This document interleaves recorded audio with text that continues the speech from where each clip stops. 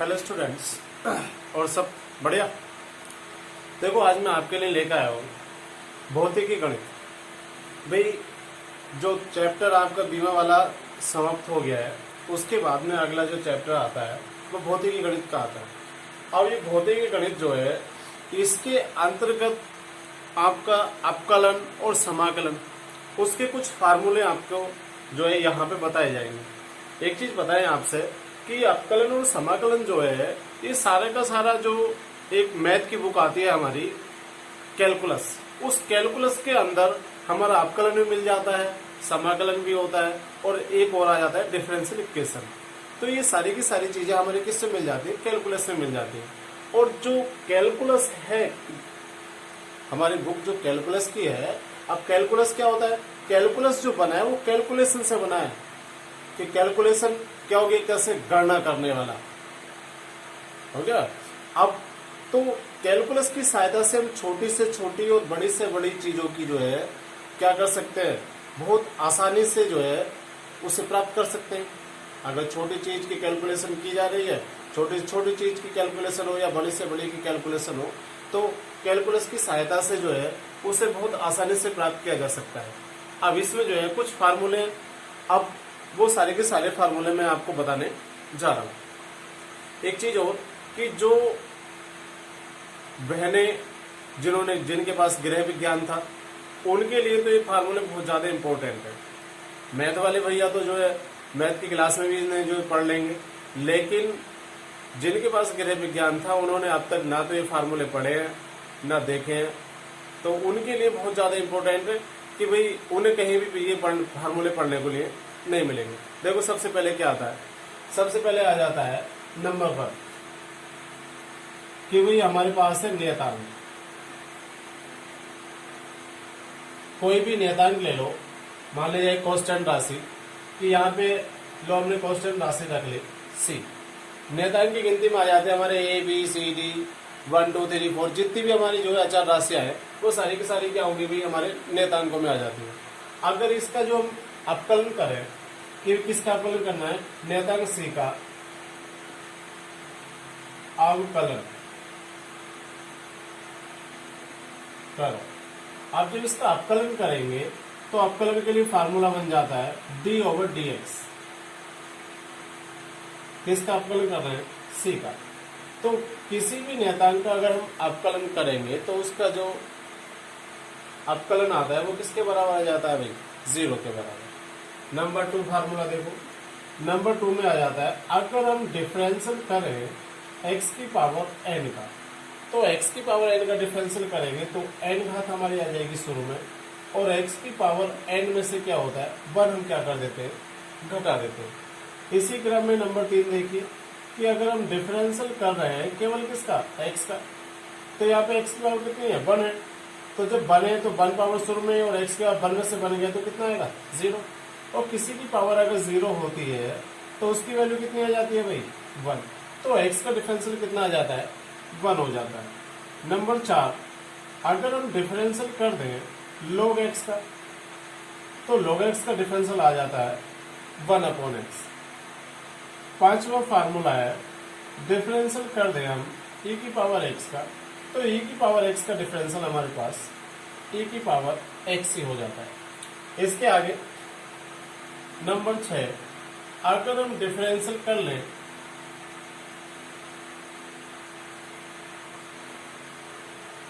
a की power x का, तो a की पावर x का डिफरेंशियल आ जाता है a की पावर x और log e बेस पे a। इसके आगे अब आ जाता है हमारे पास a की पावर x का भी हो गया है। अब ये तो हमारे सीधे सीधे डिफरेंशियल आ गए। अब जैसे भाई हमारे पास जो त्रिकोणमिति निर्देशांक हैं, जो त्रिकोणमिति नियतांक हैं, कि जैसे साइन हो गया, कोस हो गया, टेन हो गया, इनके डिफरेंशियल देखो जरा कि भाई हमारे पास अगर हम डिफरेंशियल कर रहे हैं किसका? साइन एक्स का, तो साइन एक्स का डिफरेंशियल हो जाता है कोस एक्स। 8वां नंबर है अगर हम डिफरेंशियल करेंगे कोस एक्स का, तो आएगा माइनस के साइन एक्स। 9 पे हो जाता है, डिफरेंशियल करेंगे हम किसका, टेन एक्स का, तो टेन एक्स का डिफरेंशियल आ जाता है सेक स्क्वायर एक्स। 10 अगर हम डिफरेंशियल कर रहे हैं कोसेक एक्स का, तो आ जाता है माइनस के कोसेक एक्स और कोट एक्स।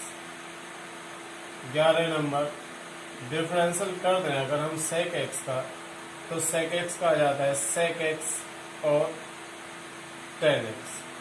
12वें नंबर पे अगर हम डिफरेंशियल कर दें किसका, कोट एक्स का, तो आ जाएगा माइनस के कोसेक स्क्वायर एक्स। तो इस प्रकार से 10, 11, 12 जो मैंने आपको अभी जो है किसमें बताए, केवल अपकलन के। और इसमें भी हमारे यहाँ बहुत सारे हैं, देखो कि भाई यहाँ पे जो है ये नहीं है कि हाँ इतने से काम चल जाएगा, बहुत सारे हैं अभी हमारे पास। लो डिफरेंशियल अगर हम देख लें किसका, साइन इनवर्स एक्स का, तो साइन इनवर्स का डिफरेंशियल जो आ जाता है वो आता है 1/√1 माइनस एक्स स्क्वायर। इसी में अगर डिफरेंशियल अगर हम देखें कि कोस इनवर्स एक्स का, तो कोस इनवर्स एक्स का माइनस के 1/√1 माइनस के एक्स स्क्वायर हो जाता है। अगर हम डिफरेंशियल कर दें किसका, टेन इनवर्स एक्स का, तो आ जाता है 1/1 प्लस के एक्स स्क्वायर। इसमें और देखो अगर हम डिफरेंशियल कर दें कॉट इनवर्स एक्स का, तो आएगा -1/1 प्लस के एक्स स्क्वायर। इसी प्रकार अगर हम डिफरेंशियल कर दें कोसेक एक्स का, तो कोसेक एक्स का जो डिफरेंशियल हो जाता है वो हो जाता है 1/x अंडर और आ जाता है एक्स स्क्वायर माइनस के 1। चलो इसे इतना बाद में ही करेंगे, केवल इतने फार्मूले से काम चलाओ। वैसे तो इसके और भी बहुत सारे फार्मूले हैं कि भाई आपको जो है ये 12, ये नंबर हो गया 13, ये 14 और ये 15 और ये 16। पहले तो आप ये 16 के 16 फार्मूले आपको पक्के याद हो जाने चाहिए। अब इन्हीं फार्मूले पे मैं कुछ जो है तुम्हें सवाल कराऊंगा अभी, ठीक है।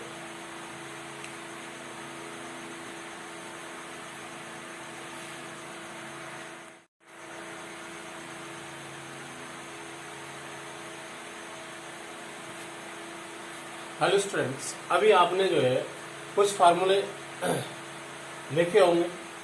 अब उन फार्मूलों के ऊपर ही जो है ये कुछ सवाल है हमारे पास, ये छोटे छोटे सवाल हैं जिससे कि आप में जो है करने की क्षमता बढ़ जाए, इसलिए मैंने छोटे छोटे सवाल ही रखे हैं।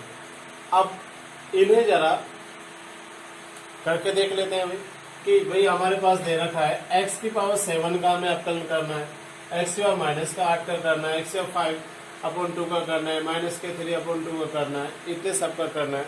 अब लो इसके आगे भी और ले लेते हैं अभी हम पर कि हमारे पास दिखा रखा है x square plus low log x plus 3 e की पावर x और प्लस 5। इन सबका हमें क्या करना है भाई, अवकलन करना है। तो देखो सबसे पहले हम x और 5 मतलब 7 का करेंगे कि भाई डिफरेंशियल लिख दो, किसका करना है, x की पावर 7 का। अब जब x की पावर 7 का करेंगे इसके लिए फार्मूला क्या आता है कि भाई n मतलब 7 तो शुरू में है और x की पावर 7 में से कितना कम होगा 1, तो d/dx x की पावर 7 का अगर इंटीग्रेशन मतलब डिफरेंशियल करेंगे तो 7x और कितना जाएगा 6। तो ये आंसर है क्या इसका। इसका देखो नंबर 2 में x की पावर -8 का अवकलन, तो इसका जो अवकलन करेंगे देखो कितना आएगा, x की पावर -8 हो गया। अब -8 तो शुरू में आएगा और x की पावर -8 में से क्या करेंगे 1 घटाएंगे, तो x की पावर -8 में ये हो जाएगा -8 और x की पावर माइनस किया जाएगा 9, ये आंसर आ जाएगा। अगला पार्ट देखो तीसरे नंबर पे कि भाई x की पावर 5/2 का अवकलन, अब इसका अवकलन कर रहे हैं तो देखो जरा कितना आएगा भाई आपके पास, कि यहाँ पे देखो डी अपॉन डी एक्स की पावर 5/2। अब जब 5/2 का करेंगे तो 5/2 तो बाहर आ गया, और x की पावर 5/2 में से कितना घटाएंगे 1, तो d अपॉन डी एक्स की पावर 5/2 इज इक्वल टू 5/2 तो शुरू में है और x की पावर 2, तो कितना बचेगा 3/। इस प्रकार से हम डिफरेंशियल कर सकते हैं। आगे देखो भाई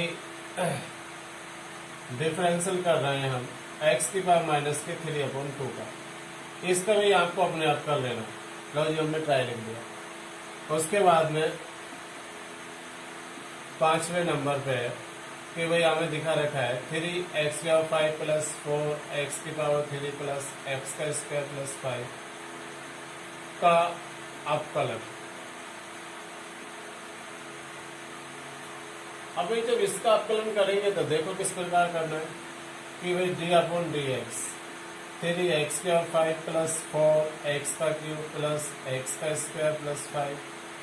जब इसका अवकलन करेंगे तो डिफरेंशियल प्रत्येक पद के साथ अलग अलग लगा दिया जाएगा। भाई देखो डी अपॉन डी एक्स किसका कर रहे हैं 3x, ठीक है, फिर प्लस यहाँ पे डिफरेंशियल किसका करना है हमें 4x का क्यूब का, फिर प्लस डिफरेंशियल किसका करना है हमें x स्क्वायर का, फिर प्लस अब डिफरेंशियल किसका करना है हमें 5। ये वाला पद तो हमारा ऐसे आ जाएगा।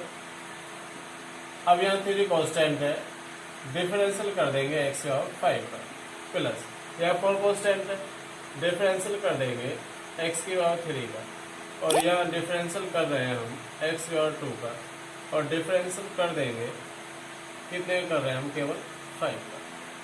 देखो D upon D x 3x की पावर 5 4x का cube plus x square plus 5 इसी तरह।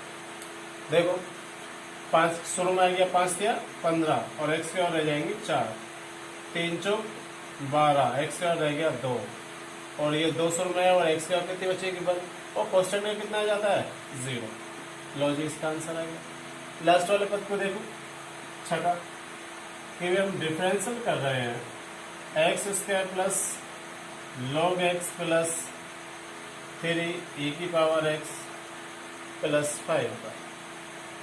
जैसे इसमें हमने अलग अलग लगाया था, देखो डायरेक्ट लगा लेते हैं यहाँ पे कि डी अपॉन डी एक्स के स्क्वायर का करेंगे, और डिफरेंशियल कर रहे हैं हम किसका भाई लॉग एक्स का, 3 कांस्टेंट बाहर निकाल लो, डिफरेंशियल कर दो e की पावर x का, प्लस अब डिफरेंशियल किसका कर दें 5 का। तो देखो d अपॉन डी एक्स का square plus log X plus 3 e की power x plus 5 is equal to X square करेंगे तो 2x, लॉग एक्स से कितना जाता है 1 अपॉन एक्स प्लस 3 e की पावर x का e की पावर x, और 5 का करेंगे तो कितना आ गया भाई 0। यही हमारा क्या आ जाएगा, तो 0 लिखने की आवश्यकता भी ना है, लो ये आंसर होगा। इस प्रकार से हम जो है अवकलन किसी भी राशि का निकाल सकते हैं, ठीक है।